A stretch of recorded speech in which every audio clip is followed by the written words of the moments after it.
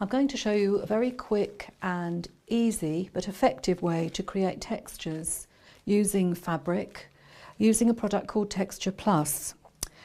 I've got a sample that I've prepared earlier, but I'll show you the principle. Basically, you need a backing fabric, and this is just a piece of white cotton, but it could be polycotton, piece of sheeting or anything like that. Then I'm going to place on top the Texture Plus, and finally my top fabric, which is a piece of hand dye. Again, this could be any sort of fabric, it doesn't have to be cotton, it works with silks and it works with decorative fabrics too. So the next stage is just to keep those three layers together and to stitch them, and that's what I've done here. I've played around with stitches. I've used ordinary straight stitch and some decorative stitches. You can use any stitch that you like, and I'll show you some samples in a minute where I've stitched slightly differently. But the important thing is to leave a gap between the rows as you stitch. So the next step is really easy. I'm just protecting my ironing board with some baking parchment just to be on the safe side. I'm going to turn it over and I'm going to steam it. I'm not touching the fabric, I'm just hovering the iron above it. Can you see what's happening? I'll just do part of it and turn it over and show you the other side. Can you see that it's moving?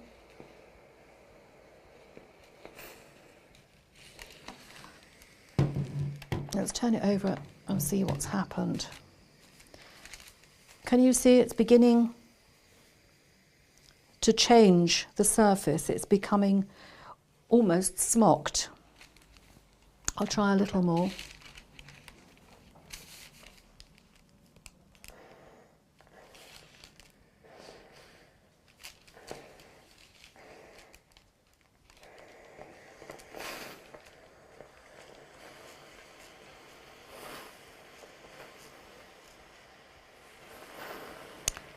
Whoops, Daisy, made it a bit wet there.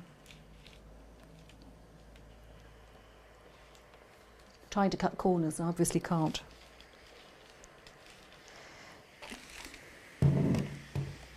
As you can see, it has shrunk quite a lot. I could go on with more steam, but I'll show you these samples now, which show it much more graphically. Let's look at this piece first. I began by stitching down in rows, and then I have stitched the last half in rows that are closer together, and then I've stitched across from left to right, and you can see the different textures that you can get. So this is quite a good experiment and a good little exercise to get you going. This is just ordinary straight stitch. You can use decorative stitches. This is stitched in the same principle of rows and stripes and squares. But the other thing is that you don't necessarily need to cover the whole area. If you look at this little piece here, you'll see that I've actually only used strips in here.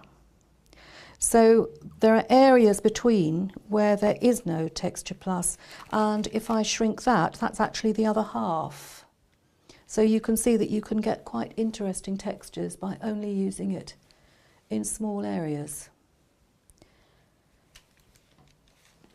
This piece was done the same way, just with strips down here, and you can see that the areas between are not as textured. Give it a go. It's great fun, and it makes lovely book covers and bags and bits and pieces like that.